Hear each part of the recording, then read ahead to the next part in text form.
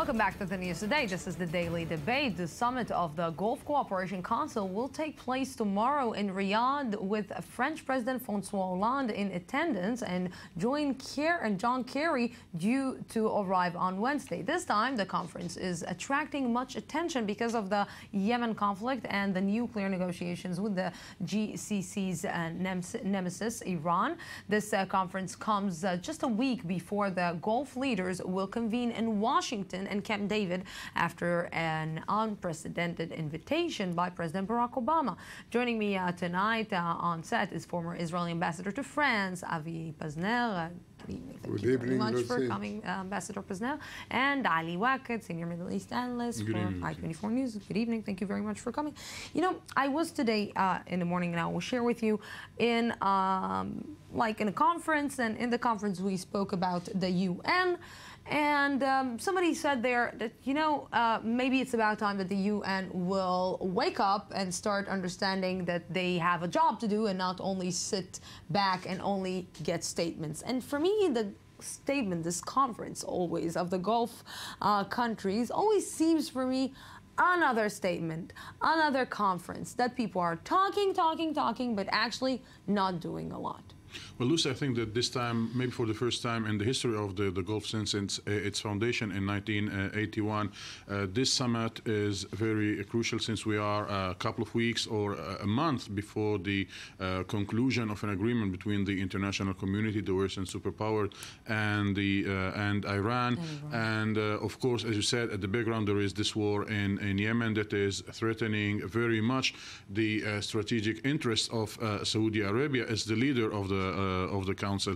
This is why I think that this time they will be discussing operative steps that need to be taken in order to present a unified position of the Arab state, mainly of the Arab states in the Gulf, vis-a-vis the Iran nuclear file, and a week before their meeting with the American president, the Arab Gulf countries are very skeptic of this framework agreement that will be maybe a final agreement in a couple of weeks. They believe that Iran will achieve the lifting of the sanctions without giving totally its nuclear program. And of course, at the background, as I mentioned, there is the difficulties that the military campaign led by Saudi Arabia starting last month is not succeeding to stop the Houthis to advance into Aden. In Yemen, yes. And I want to take you, Ambassador Pazner, and try to explain to me this big deal that was signed between France and Qatar, when we know that in one way or another, Qatar is involved in financing terror in the Middle East in one way or another. So what are the interests that, because France, you will see France always going against maybe the deal with Iran, going against about Iran intervening in the Middle East. But yet again, we're seeing France providing so much money, providing a big weapon to Qatar for so much money. And it seems that you cannot trust anyone anymore if it's all about the money at the end of the day. In international relations, you cannot trust anybody anymore. And I think one of the reflections of this meeting is also the mistrust of America. I mean, and this is why this meeting is different, and this is why President Obama called all those leaders to Camp David. This is unprecedented. Why didn't he call, for example, the Israeli leader also to explain to them about the deal in Iran? I mean, there is no more trust, okay? What France is doing, this is simply money. It's business, okay? Qatar finances so much. You go in Paris today. This hotel belongs to Qatar. These big stores, it's Qatar. France sells arms not only to Qatar, but also to the Emirates. It's business. And now France also, we rejoiced so much in Israel when France took a firm position against the Iranian deal. They did not do it because of our blue eyes, okay? I think they did it because of their interest in the Gulf, in Saudi Arabia, in Qatar, that we enjoyed this firm position is okay, but let's not delude ourselves. The French today are doing a lot of business with all those countries. And France needs this business. If we're looking at the business and we're looking at the interest, and of course there is a lot in stake here, a lot in stake, because France has a lot to lose, Western countries have a lot to lose, the United States has a lot to lose. And I want to understand if the Arab countries, the Gulf countries, see this opportunity, that this time they can actually bang on the table and say, this is how we want it. You will have to straight the line with us, and you will have to do as we are saying and not as you say, because if not, you would lose a lot of money. You would lose a lot of your interest in our countries. Lucy, if we took the discussion over the business issue and the financial issues, I think that the Arab countries are trying to prove to the West that they have a financial interest in trading with them, etc. Because once lifting the sanctions over Iran, there will be a rush of the superpower in the world to make business with Iran, to recover the Iranian economy, to invest in Iran. Iran needs so much those investments, and the Western and international and multinational companies see a huge opportunity in the Iranian market, a market that for a long time was out of any significant investment. This is why the Arab countries are sending messages on the political level, but also on the financial and economical level. But Lucy, Francois Hollande will be the first Western leader, will be the first foreign leader to assist the Council, and he is paid for France's position in the nuclear file. It was clear that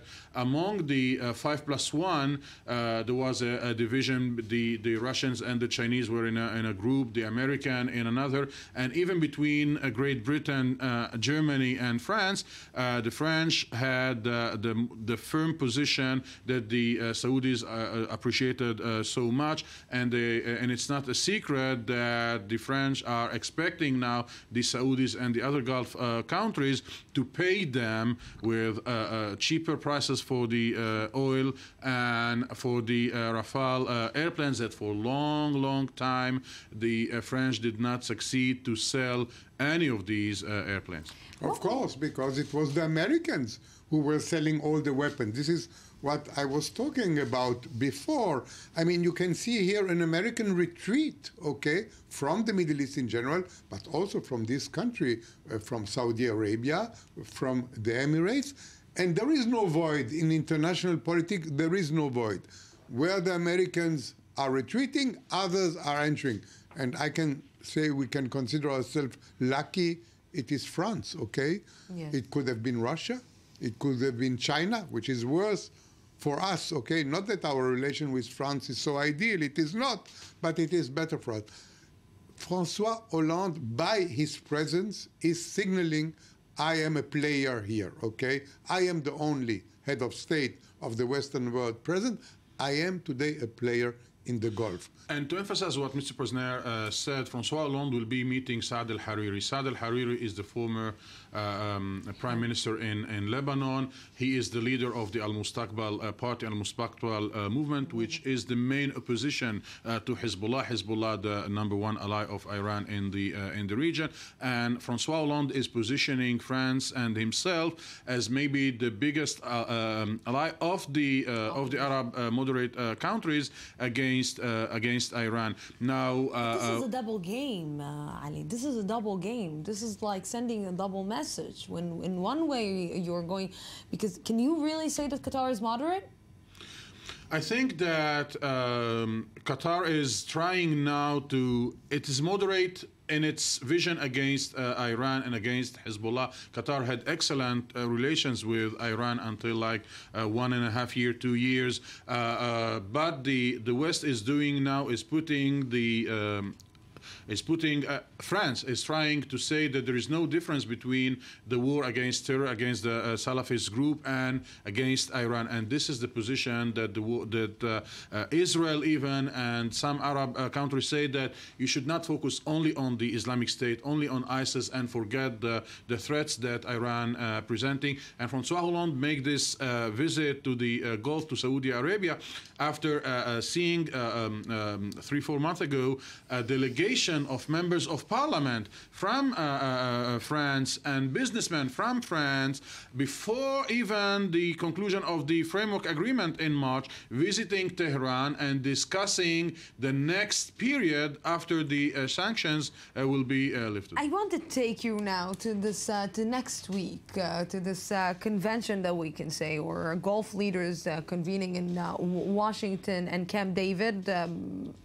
What is behind this invite? What Barack Obama just woke up one day and said, okay, I might be doing a big, huge mistake here in the Middle East, and I need to repair it before it's going all loose. I don't think he intends to repair anything. I mean, he understands that the country of the Middle East do not trust him anymore. He understands that very much. He made so many mistakes.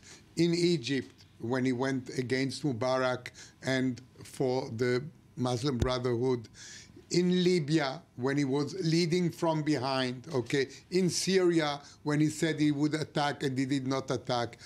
He made so many mistakes. He doesn't want to lose these Emirates. And I can tell you, Camp David is wonderful. I was there, okay?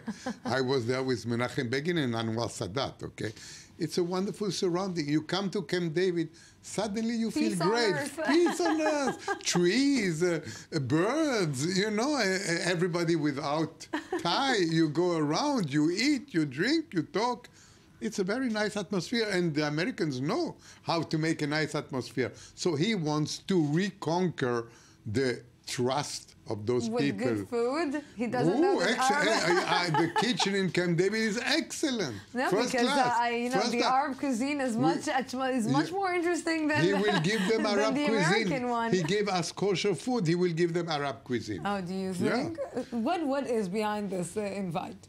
I think that the American administration want to guarantee that it is not losing its traditional allies in the region. Saudi Arabia in leading this coalition in Yemen for the first time in its history played a very independent game without it. They consulted the Americans, but their operation did not depend of an American green light. The new king in Saudi Arabia is sending messages both on the internal level but on the external levels that he is not tied of any historical agreements or understanding between Saudi Arabia and its allies, and that everything is open. And the American administration want to guarantee that for the Arab states, America and the U.S. will be the main leader and the main reference as far as the American interests are concerned. It's true that America and France are in the same camp, but I think that the administration had heard in the last days some unsatisfactory from the weapons market in the United States when they see the deals that France are signing with the Gulf countries. If I want to compare between the, we're always talking about the lack of trust between the Israelis and the Palestinians, and it seems lately that there is a lack of trust between the Arab countries and the West, and the European countries, and the Arab countries and the United States. Who the Arab countries are trusting more, the West or the United States right now? I think this is a very difficult question, because you cannot generalize Arab countries. There are different Arab countries, as you know better than me, okay? But I would still say the word is not trust. Who can they rely upon if they get into trouble? And I think it's only America. Even with all the weakness of this foreign policy of Obama, there's nothing much you can expect from Europe. It is true that François Hollande is a very activist president outside, in Mali, in Libya, but those are small things. So he sends 500 troops, okay, 1,000 troops. Let's say that an Arab country gets into real trouble. Let's say Saudi gets into real trouble with Iran. Who is going to intervene? Is Europe going to intervene? The only ones that maybe would do something is America. So, Ambassador, President, basically you're saying that they're going to really gain the hearts of the Gulf countries in Camp David with the Arab cuisine that they're going to prepare. Obama will be successful. So it's in one way or another. Yeah, I would like to be with them. Yeah, all of us would like to be there. Gentlemen, thank you very, very much. Lucy. I believe that they don't cook in the United States like my mom and Ali's mom. I can sign on it. Thank you very much for being with me in this part. We're going out for a small break, 2 minutes, and then we will be back talking about the freedom of speech and freedom of journalism. Don't go anywhere.